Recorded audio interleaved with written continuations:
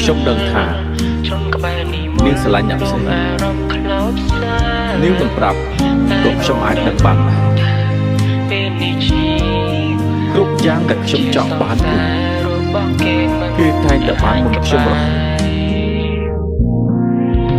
អូននៅក្បែរគេ